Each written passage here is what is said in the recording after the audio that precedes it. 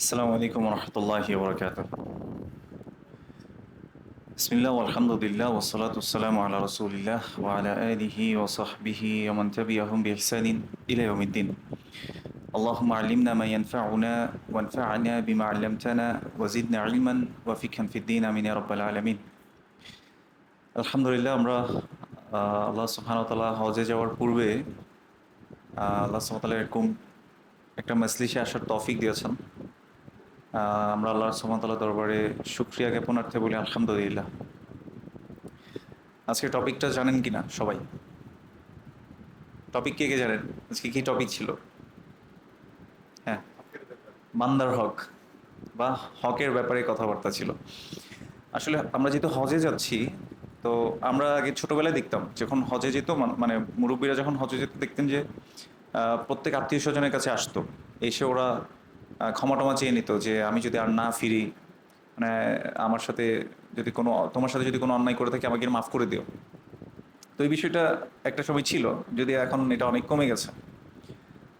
আম, যেহেতু আগে মৃত্যুর হারটা অনেক বেশি ছিল, এখন আলহামদুলিল্লাহ অনেকটা কমে আসছে।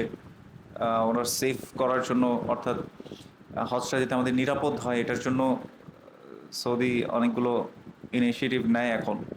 তো এর কারণে ওই রিস্ক ফ্যাক্টরটা আমাদের মধ্যে কাজ করে না যে এখন আরো বেশি রিস্ক থাকবে কিনা থাকবে না। যাই হোক, আমরা সাধারণভাবে বুঝি হক বা রাইটসের বিষয়টা, এটা দুই জায়গায় কানেক্টেড। একটা হচ্ছে আল্লাহর সাথে বান্দার হক, আল্লাহর সাথে বান্দার হক, আরেকটা হচ্ছে বান্দার সাথে বান্দার হক, দুইটা জায়গা। তো আমরা আল্লাহর সাথে যে হকটা আছে ওটা আসলে আমরা পরিপূর্ণভাবে আসলে আদায় করতে পারি না। যতই আমরা বলি যে আমরা আসলে তাকওয়াবান, আমরা মুসলিম, হ্যাঁ, কিন্তু সত্যিকার অর্থে আমরা কিন্তু আসলে আল্লাহর হকটাও ওভাবে আদায় করতে পারি না যেভাবে করা উচিত ছিল। আরেকটা হক হচ্ছে যেটা বান্দার হক। এই দুইটা হকের ব্যাপারে আসলে আমাদেরকে কোশ্চেন করা হবে। কারণ আমরা যদি চলতে যাই, কারোর সাথে কারো না কারোর সাথে লেনদেন করতে হয়। অফিসে জব করলে কলিগসদের হক আছে।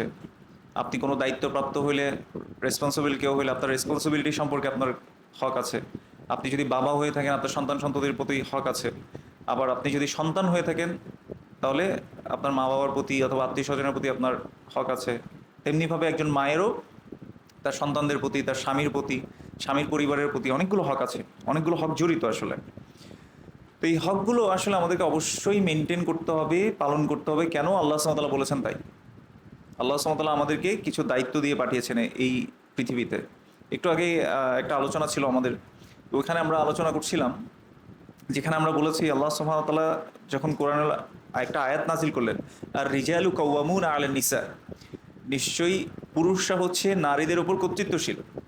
তো এই আয়াতটা যখন আমরা পড়ি তখন আমরা অনেক সময় মনে করি যে মানে man are the superior than the women, এটা আমরা চিন্তা করি আর কি, যে এখানে আসলে সুপিরিয়রিটি একটা বিষয় আছে, কিন্তু মেইন পারপাসটা কি? আমার পরিবারের যে নারীরা আছে ওদের দেখাশোনার দায়িত্ব কিন্তু একজন পুরুষের, এটা কিন্তু কোনো নারীর না। তার মানে নারীরা, ওরা একেবারে ওই যে রানীর মতো থাকবে।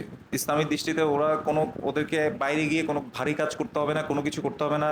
ইনকামের দায়িত্ব, এই সব প্রেশার নিবে কি? একজন পুরুষ। সব দায়িত্বগুলো তারা নিবে। তো এই জন্য বলা হয়েছে আর রিজালু কাওয়ামুন আলান নিসা।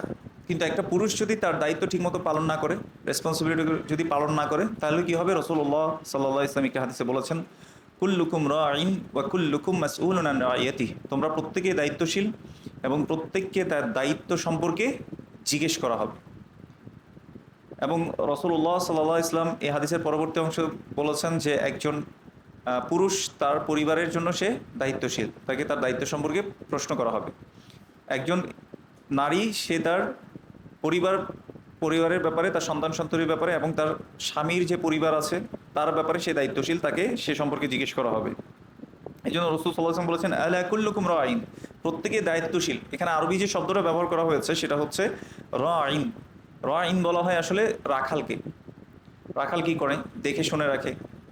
মানে শেফার্ডস হিসেবে বলেছে আর কি, যে প্রত্যেকেই তোমরা শেফার্ড। তো এই জন্য আমাদেরকে বুঝতে হবে যে এই দুনিয়ার জীবনটা খুবই সামান্য। যেমন আজকে সকালে যখন ভূমিকম্প হয়েছে, সবাই তো অনুভব করেছেন তাই না? মোটামুটি। তো অনেকে কেউ কেউ একদম অনুভবই করে নাই। চট্টগ্রামে অনেক কম হয়েছে, কিন্তু ঢাকায় অনেক বেশি হয়েছে, মাত্রাটা অনেক বেশি ছিল।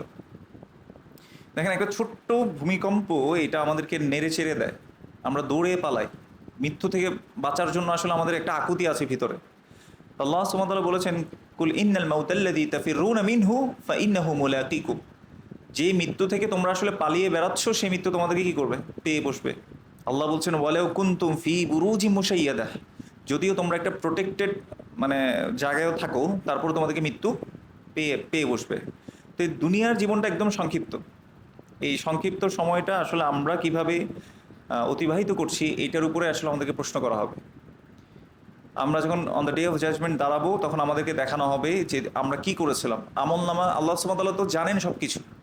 আমরা অনেক সময় বলি যে আল্লাহ তো জানেন, তাইলে রেকর্ডের ব্যবস্থা কেন রেখেছেন, কেন সকল কিছু লিপিবদ্ধ হয়?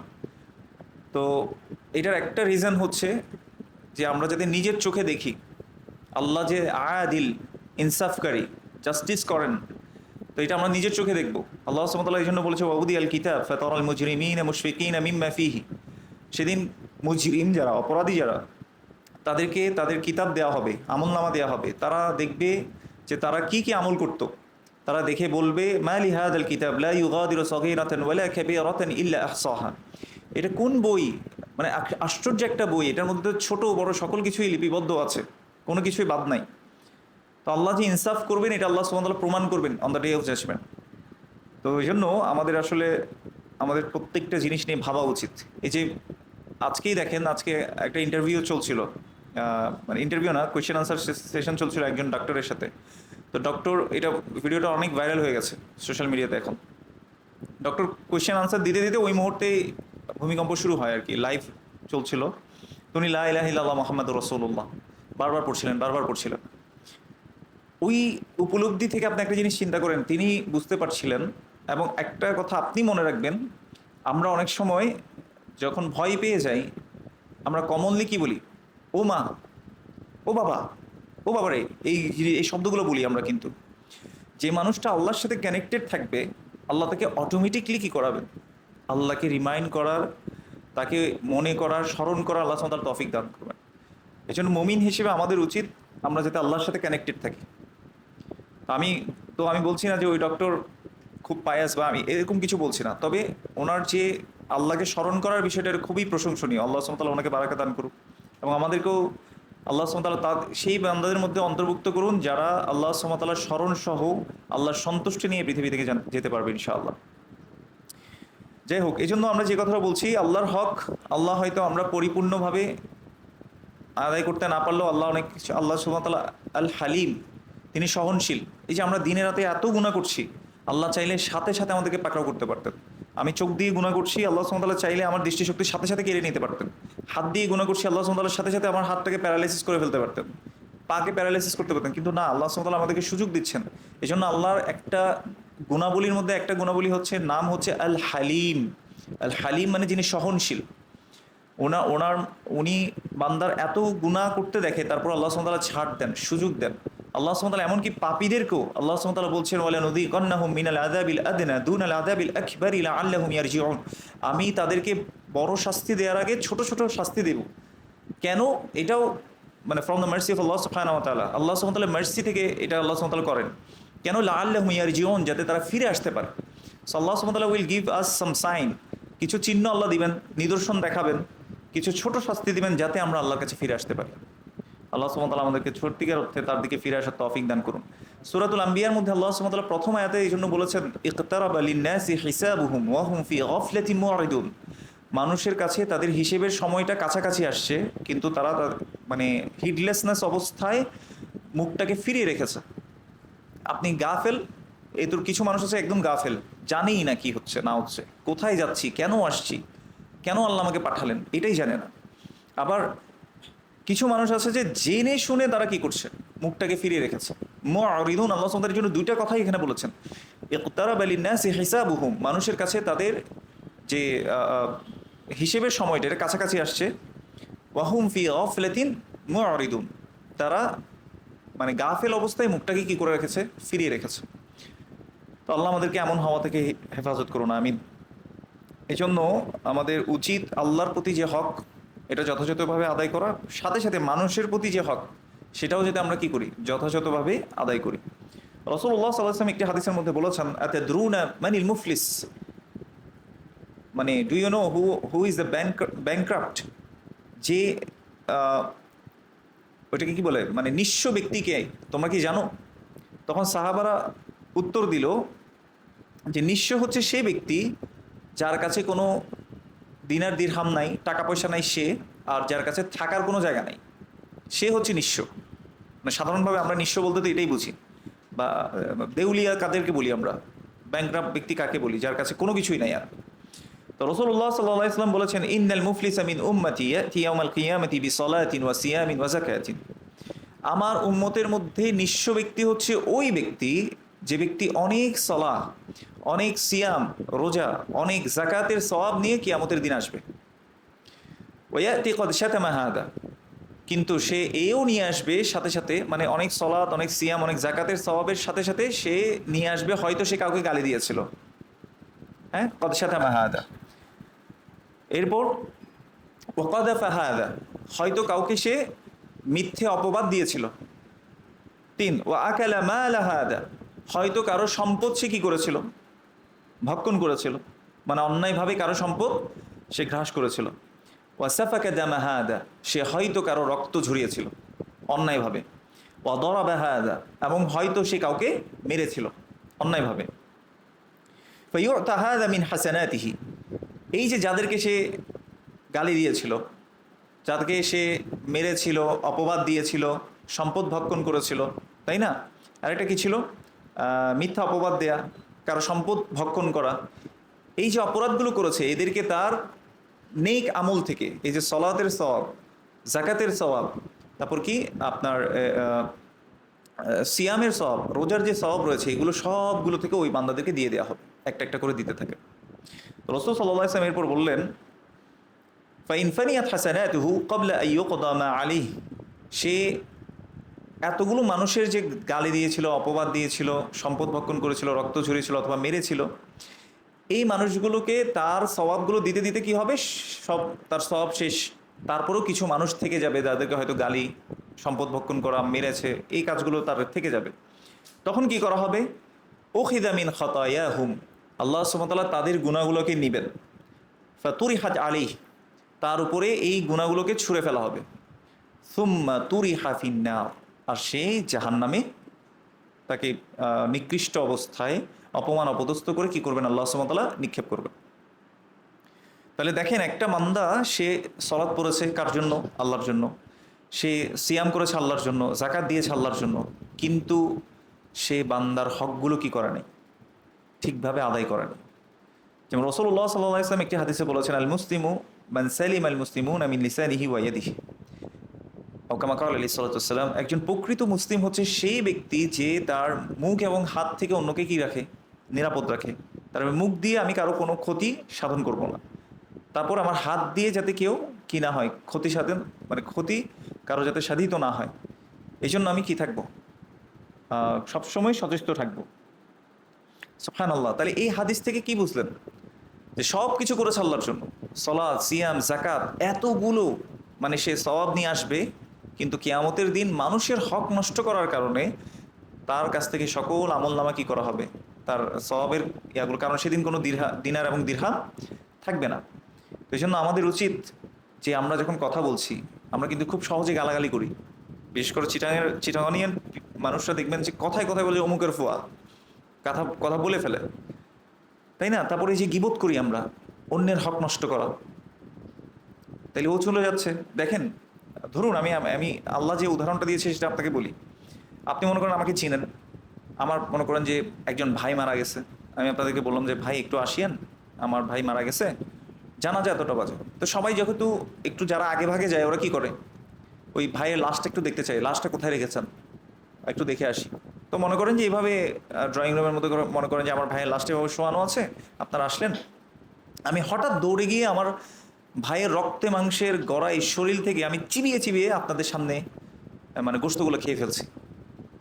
এই এই দৃশ্য আপনি নিতে পারবেন? আমি কি বুঝাতে পারছি আপনাদেরকে? আবার বলি, আমার ভাই মৃত, শোয়া আছে, আপনাদের সবাইকে ডেকেছি যে জানাজায় আসবেন, আপনারা লাশটা দেখতে গেলেন একটু। ওই অবস্থায় আমি দৌড়ে গিয়ে আমার রক্তে মাংসের গড়া যে শরীরটা আছে আমার ভাইয়ের, লাশটা যেটা আছে, আমি ওটা চাবিয়ে চাবিয়ে তার গোশত খাওয়া শুরু করলাম। এই দৃশ্য আমি আপনি নিতে পারবো? এই সেম সিনারির সাথে এই সিনারিওটা আল্লাহ সুবহানাহু ওয়া তাআলা এইভাবে দিয়েছেন যে ইয়া আইয়ুহাল্লাযীনা আমানু ইজতানিবু কাসীরাম মিনাজ-যন্ন ইন্না বা'দা-যন্নি ইসম ওয়া লা তাজাসসাসু ওয়া লা ইয়াগতাব বা'দুকুম বা'দা। তোমরা একে অন্যের গীবত করবে না। ঈমানদারদেরকে ডেকে বলছেন তোমরা গীবত করবে না। আইয়ুহিব্বু আহাদুকুম আইয়াকুলা লাহমা আখিহি মাইতা। তোমাদের কেউ কি পছন্দ করবে তার মৃত ভাইয়ের গোশত খাওয়াকে? আল্লাহ এই দৃশ্যের সাথে গীবত, তারপরে মিথ্যা ধারণা করা, অন্যের দোষ খুঁটিয়ে খুঁটিয়ে বের করা, এই গুণাগুলোর সাথে ভাইয়ের গোশত খাওয়ার কি দিয়েছেন? মৃত ভাইয়ের গোশত খাওয়ার তুলনা দিয়েছেন। বোঝাতে পারছি? আল্লাহ নিজেই বলছেন ফাকারিহ তুমু, তোমরা তো এটাকে ডিসলাইক করবা, এটাকে অপছন্দ করবা। তাহলে এটাকে যেভাবে তুমি ডিসলাইক করো সেভাবে গীবতকে কেন করো না? সেভাবে অন্যের দোষ খুঁজে বের করাকে কেন করো না?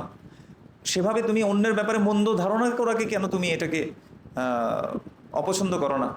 আয়াতটা কিভাবে শুরু হয়েছে দেখেন। আল্লাহ সুবহানাহু ওয়া তাআলা বলেছেন ইয়া আইয়ুহাল্লাযীনা আমানু, যারা বিলিভার আছে, আল্লাহকে বিশ্বাস করে, এদেরকে আল্লাহ ডাকছেন, অ্যাড্রেস করে বলছেন এই জিতানিবু কাসীরাম মিনাজ-যন্ন, তোমরা অধিকতর ধারণা থেকে বেঁচে থাকবে। আজকে আমাদের সমাজে যদি আপনি একটু খেয়াল করে দেখেন, শাশুড়ি আর বউ দেখবেন যে আমাদের দেশে মানে এই সাবকন্টিনেন্টের মধ্যে এরা হচ্ছে বিপরীত মেরুর মতো। মানে হচ্ছে তেল আর পানি যেরকম এক হয় না, যতই বলে শাশুড়ি যে তুমি তো আমার মেয়ের মতো, আসলে মেয়ের মতো হয় না কখনো। বুঝতে পেরেছি? তো শাশুড়ি চিন্তা করে যে বউ মনে হয় এটা আমার বিরুদ্ধে করছে, বউ আবার চিন্তা করে আমার শাশুড়ি মনে হয় আমার বিরুদ্ধে এটা বলছে। বুঝতে পেরেছেন কিনা? সব কি ধারণা, ধারণা করে মানুষ। আবার একইভাবে ভাই ভাইয়ের সম্পর্কে ধারণা করে, বলছে ও মনে হয় আমার বিরুদ্ধে এটা করতেছে, ও মনে হয় আমার ওই এখানে আমার বাপের সম্পত্তি ছিল এটা মনে হয় ও নিয়ে নিছে, ও মনে হয় লুকিয়ে লুকিয়ে আমার আব্বার থেকে এই জিনিসটা নিয়ে নিছিল। অনেকগুলো ধারণা কিন্তু আমাদের সমাজের মধ্যে। আল্লাহ এই জন্য বলছে ইজতানিবু কাসীরাম মিনাজ-যন্ন, তোমরা ধারণা থেকে বেঁচে থাকো। ইন্না বা'দা-যন্নি ইসম, হতে পারে যে কিছু কিছু ধারণা এগুলো পাপ, গুনাহ। ধরুন দুইজন ভাই মিলে কথা বলছে, আপনি দূর থেকে দেখলেন আরে এরা তো কথা বলতেছে, মনে হয় আমার বিরুদ্ধে কোনো প্ল্যান করতেছে মনে হয়। এই যে ধারণা করলেন আপনি, আল্লাহ এটা নিষেধ করেছেন। এই জন্য রাসূল সাল্লাল্লাহু আলাইহি ওয়াসাল্লাম একটি হাদিসের মধ্যে বলেছেন ইয়াকুম ওয়াজ-যন্ন, তোমাদেরকে আমি সাবধান করছি ধারণা করা থেকে। ফা ইন্নায-যন্না আকযাবুল হাদিস, কেননা ধারণা হচ্ছে সবচেয়ে বড় মিথ্যা, দ্য বিগেস্ট লাই। এটাকে রাসূল সাল্লাল্লাহু আলাইহি ওয়াসাল্লাম ইসমু তাফদীলের সিগাতে বলেছেন, সুপারলেটিভ ডিগ্রি বলি না আমরা, মানে দ্য বিগেস্ট, একটা তো হচ্ছে বিগার, বিগেস্ট। দ্য বিগেস্ট লাই হচ্ছে কি? Assumption, assuming something about someone else. এটাকে আল্লাহ রসুল সাল্লাল্লাহু আলাইহি ওয়াসাল্লাম বলেছেন এটা সবচেয়ে বড় মিথ্যা। তো এটা থেকে আল্লাহ সুবহানাহু ওয়া তাআলা প্রথমে দূরে থাকতে বললেন, ওয়ালা তাজাসসু, যে জাসুসি করা, ও দোষ খুঁটিয়ে খুঁটিয়ে বের করা যে কার কি দোষ আছে, এটা নিষেধ করেছেন। ওয়ালা ইয়াগতাব বা'দুকুম বা'দা, তোমরা একে অন্যের গীবত করবে না। এইগুলো সবগুলো পড়ার পরে বলেছেন আইয়ুহিব্বু আহাদুকুম আইয়াকুলা লাহমা আখিহি মাইতা, তোমরা কি তোমাদের মৃত ভাইয়ের গোশত খেতে পছন্দ করবে? ফাকারিহতুমু, তোমরা তো এটা অপছন্দ করবে। তাহলে মৃত ভাইয়ের গোশত খাওয়াকে যেভাবে অপছন্দ করো, মন্দ ধারণা করা থেকে অন্যের ব্যাপারে বিরত থাকো, এইভাবে অপছন্দ করো। অন্যের দোষ খোঁজা থেকে ওভাবেই করে তুমি কি করো? অপছন্দ করো। এবং গীবত করা থেকে তুমি এভাবে অপছন্দ করো, যেভাবে মৃত ভাইয়ের গোশত খাওয়াকে অপছন্দ করো। বুঝতে পেরেছে? আসেন এবার গীবত কী জিনিস। একটা জিনিস আমি বললাম, এই যে ধারণা থেকে দেখবেন যে সম্পর্ক নষ্ট হয়। অনেক সময় দেখা যাচ্ছে আসলে ওই মানুষটা এই কাজটা করে নাই, কিন্তু আমি শুধুমাত্র আমার ধারণার বশবর্তী হয়ে একটা ডিসিশনে চলে গেলাম, একটা জাজমেন্ট করে ফেলছি আমি আমার মধ্যে। তো দেখা গেলো ওই মানুষটা তখন কি হলো? জুলুমের শিকার হলো। আল্লাহ সুবহানাহু ওয়া তাআলা হাদিসে কুদসির মধ্যে আমাদেরকে জানিয়েছেন, ইয়া ইবাদি ইন্নী হাররামতু যুলমা আলা নাফসি, নিশ্চয়ই আমি আমার নিজের উপর জুলুমকে কি করেছি? হারাম করেছি। এবং জাআলতুহু জাআলতু মুহাররামা জাআলতুহু বাইনাকুম মুহাররামা, আর তোমাদের মধ্যেও আমি জুলুম করাকে কি করেছি? হারাম করেছি। ফালা তাযালামু, তোমরা পরস্পরের প্রতি কি করবে না? জুলুম করবে না। তো এই যে অন্যের ব্যাপারে মিথ্যা ধারণা নিয়ে একটা জাজমেন্টের জায়গায় গিয়ে আপনি দেখবেন যে কোনো না কোনো ডিসিশন আপনি নিয়ে ফেলেন, তাহলে এটা ওর সাথে জুলুম হচ্ছে, ওর হক নষ্ট হচ্ছে। এই জন্য মিথ্যা ধারণা না করা, গীবত না করা, খুঁটিয়ে খুঁটিয়ে দোষ বের না করা। মনে রাখবেন রাসূল সাল্লাল্লাহু আলাইহি ওয়াসাল্লাম আরেকটা হাদিসে বলেছেন, মান সাতারা মুসলিমান সাতারাহুল্লাহু ইয়াউমাল কিয়ামা, কামা ক্বালা আলাইহিস সাল্লাতু ওয়াস সালাম। কেউ যদি কোনো মুসলিমের দোষ গোপন করে, ধরেন আমার শাশুড়ি হোক, আমি যদি তার দোষটাকে গোপন করে রাখি, নিশ্চয়ই আল্লাহ আমার দোষটা কি করবেন, গোপন করবেন। আমার স্বামীর বোনের কোনো দোষ আমি যদি গোপন করে রাখি, অথবা স্বামী তার শালার দোষটা গোপন করে রাখলো, বললো না, এখন বলতে গেলে এটা নিয়ে একটা ঝামেলা হইতে পারে, পরিবারের মধ্যে একটা দ্বন্দ্ব লেগে যাবে, দোষটাকে গোপন করে রেখেছে, এরকম যদি হয়, তারপর মুসলিম ভাইয়ের দোষ গোপন করা, এরকম যদি হতে পারে, তাহলে ইনশাআল্লাহ কিয়ামতের দিন আল্লাহ আমার দোষকে কি করে রাখবেন, গোপন করে রাখবেন।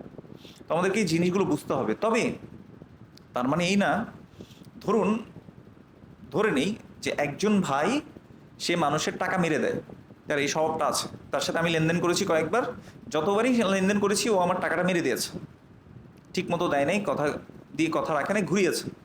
এখন আমি দেখছি ইফতেখার ভাই এসে আমাকে জিজ্ঞেস করলেন যে ওই ভাইয়ের ব্যাপারে আপনি কি বলেন, ওর সাথে কি ব্যবসা করা যায়? তো তখন আমি যদি চিন্তা করি যে না, মানসাতারা মুসলিম আসাদাল্লাহু ইয়াউমাল কিয়ামা, যে যে মুসলিমের দোষকে গোপন করে কিয়ামতের দিন আল্লাহ আমার দোষও গোপন করবে, আমি কি এটা বুঝিয়েছি? না, তখন ওয়াজিব হচ্ছে ওই ভাইয়ের দোষকে বলে দেয়া। কেন? আরেকটা হাদিসের ভিত্তিতে রাসূল সাল্লাল্লাহু আলাইহি ওয়াসাল্লাম বলেছেন, লা দাররা ওয়ালা দিরার, কেউ ক্ষতিগ্রস্ত হবে না, কাউকে ক্ষতিগ্রস্ত হতে দেবে না। বুঝতে পেরেছি? এই জন্য আমি কি করব, ইফতেখার ভাইকে বলবো, তখন বলাটা ওয়াজিব হয়ে যাবে, কারণ ওনাকে আমি ক্ষতি থেকে কি করতে চাই, বাঁচাতে চাই।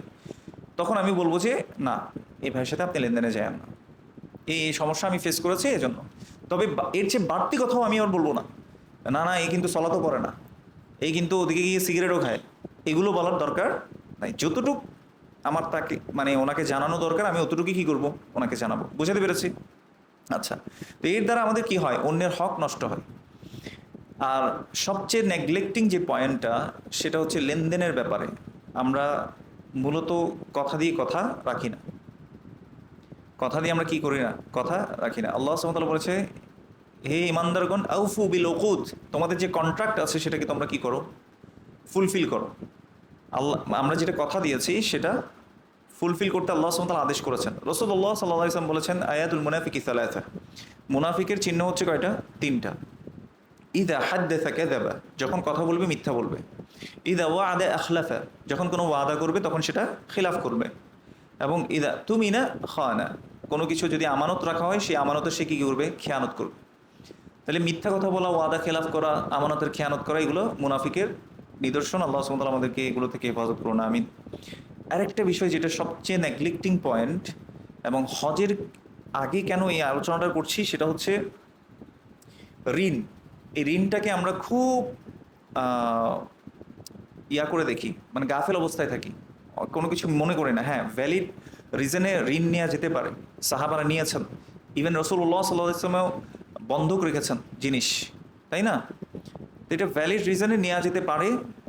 তবে আমাদেরকে মনে রাখতে হবে ঋণের ব্যাপারে আল্লাহ আমাদের সবাইকে ক্ষমা করে দিন, এবং সবাইকে ঋণমুক্ত থাকার এবং ঋণমুক্ত হওয়ার আল্লাহ সুবহানাহু ওয়া তাআলা যাতে তৌফিক দান করেন।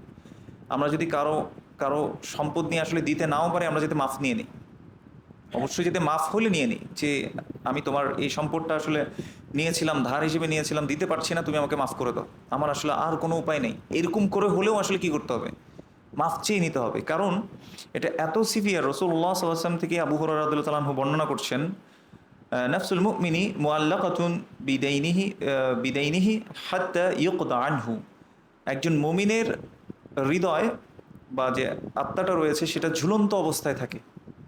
কারণ আমরা জানি যে মুমিনদের আত্মা মৃত্যুর পরে ইল্লিয়িনে থাকবে, তাই না?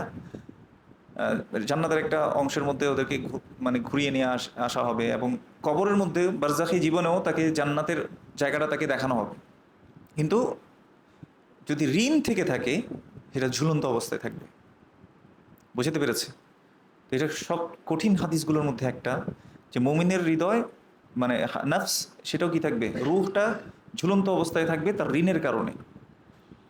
দ্বিতীয়, রাসূলুল্লাহ সাল্লাল্লাহু আলাইহি ওয়াসাল্লাম ঋণগ্রস্ত ব্যক্তির জানাজা পড়তে অস্বীকৃতি জানিয়েছেন। আন সালামা ইবনে আল আকওয়া রাদিয়াল্লাহু তাআলা আনহু, তিনি বলছেন, উতিয়া নবী সাল্লাল্লাহু আলাইহি ওয়াসাল্লাম বি জানাজাতিন লিইউসাল্লি আলাইহা, রাসূল সাল্লাল্লাহু আলাইহি ওয়াসাল্লামকে আহ্বান করা হলো তিনি যাতে একটা জানাজার সালাত পড়ান। ফাকাল, হাল আলাইহি দাইন, তিনি যখন জিজ্ঞেস করছেন যে তার কি কোনো ঋণ আছে, ক্বালু নাম, তখন তারা বললো যে হ্যাঁ তার ঋণ আছে। ক্বালা সল্লু আলা সাহিবিকুম, তাহলে তোমরা তোমরা পড়ো, আমি তার জানাজাটা পড়ছি না। তো এরকমও পাওয়া যায় যে রাসূল সাল্লাল্লাহু আলাইহি ওয়াসাল্লামকে কোনো একজন সাহাবা এরকম জানাজা পড়াতে তিনি যখন অস্বীকৃতি জানালেন রাসূল সাল্লাল্লাহু আলাইহি ওয়াসাল্লাম, তখন তিনি বলেছেন ইয়া রাসূলুল্লাহ, আমি দায়িত্ব নিলাম অমুকের পক্ষ থেকে, আমি কি করব, ঋণটা পরিশোধ করে দেব। তখন রাসূল সাল্লাল্লাহু আলাইহি ওয়াসাল্লাম রাজি হয়ে জানাজার সালাত পড়িয়েছেন। কিন্তু কোনো ব্যস্ততার কারণে ওই সাহাবা ওই ঋণটা পরিশোধ করতে ভুলে গেছেন। মানে আরেকজনের দায়িত্ব তিনি নিয়েছিলেন, ওই ঋণটা পরিশোধ করতে ভুলে গেছেন। তাকে একদিন দেখা হলে জিজ্ঞেস করেছে যে তুমি কি অমুকের ঋণটা পরিশোধ করেছো কিনা। যে হ্যাঁ রাসূলুল্লাহ, আমি তো ভুলে গিয়েছিলাম। বলছে তোমার তোমার দেরির কারণে তার কবরে কি হয়েছে, সে শাস্তি প্রাপ্ত হয়েছে। আল্লাহ আমাদেরকে হেফাজত করুন, আমি। এমনকি ঋণের যে আহ, বিষয়টা আছে সেটা শহীদের থেকেও কি করা হয় না, মাফ করা হয় না। রাসূল সাল্লাল্লাহু আলাইহি ওয়াসাল্লাম বলেছেন ইউগফারু লিশ-শাহীদি কুল্লু যামবিন ইল্লা আদ-দাইন, শহীদের কাছ থেকে সকল গুনাহ মাফ করে দেওয়া হয়। ইভেন যে ব্যক্তি শহীদ হয় আল্লাহর রাস্তায়, আল্লাহর জন্য, তার প্রথম রক্তের ফোঁটা মাটিতে পড়তে পড়তেই সে কি হয়, আল্লাহর কাছ থেকে ক্ষমাপ্রাপ্ত হয়ে যায়। কিন্তু রাসূল সাল্লাল্লাহু আলাইহি ওয়াসাল্লাম বলছে শহীদের সব গুনাহ মাফ হলেও তার ঋণের যে ইয়াটা আছে, দায়টা আছে, সেটাকে মাফ করা হয় না। সুবহানাল্লাহ। এই জন্য প্রয়োজন অনুসারে ঋণ নেওয়া যেতে পারে। আমি আবারও বলছি, ঋণ নেওয়াটাকে একদম নিকৃষ্ট করে না দেখে, ঋণ অনেক সময় হয়তো নিতে হতে পারে, প্রয়োজনের কারণে নিতে হতে পারে, কিন্তু সেটা যাতে আমাদের পরিশোধের সর্বোচ্চ কি থাকে, নিয়তটা থাকে।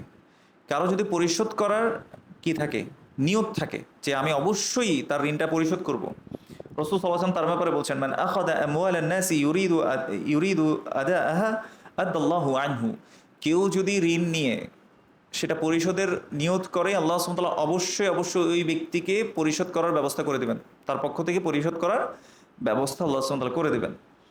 পক্ষান্তরে ওয়ামান আখাযা ইউরিদু ইতলাফাহা আতলাফাহুল্লাহ, কেউ যদি সম্পদ নিয়ে তার সম্পদ মেরে দেওয়ার কি থাকে, নিয়ত থাকে, আল্লাহ সুবহানাহু ওয়া তাআলা তাকে ধ্বংস করে দেবেন। ধ্বংস করবেন মানে কি, তাকে শাস্তি আওতাভুক্ত করবেন। এবং আমরা দেখি যে রাসূল সাল্লাল্লাহু আলাইহি ওয়াসাল্লাম নিজেও ঋণ নিয়েছিলেন। ঋণকে আমরা যাতে একেবারে নিকৃষ্ট অবস্থায় না দেখি, তবে এই যে হজের সাথে, হজের আগে এই কথাগুলো কেন বলছি, অনেকে দেখা যায় যে ঋণ করে হজ করতে চায়, এটাকে শরিয়াতে কখনো রেকমেন্ড করে না।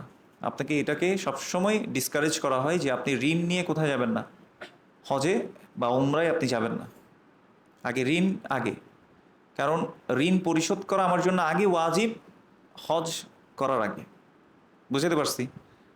কারণ অন্য যদি কেউ আমার কাছ থেকে টাকা পয়সা পায়, তাকে আগে দেয়াটা আমার জন্য ওয়াজিব। কারণ আমি যদি এই অবস্থায় মারা যাই, আমি যে হাদিসগুলো পড়ে আসলাম, তাহলে কি হবে আমার, আমি কবরের শাস্তির আওতাভুক্ত হব, আমার রুহ ঝুলন্ত অবস্থায় থাকবে যতক্ষণ না ঋণ পরিশোধ হচ্ছে। হ্যাঁ, আমি শাস্তির অন্তর্ভুক্ত হয়ে যাবো। আল্লাহ আমাদেরকে হেফাজত করুন, আমিন। জাবির রাদিয়াল্লাহু তাআলা আনহু বলছেন যে রাসূল সাল্লাল্লাহু আলাইহি সাল্লাম, তার কাছে একজন ব্যক্তি আসলেন, কারণ রাসূল সাল্লাল্লাহু আলাইহি সাল্লাম তার থেকে একটি উট ঋণ নিয়েছিল, উট একটি ঋণ নিয়েছিল।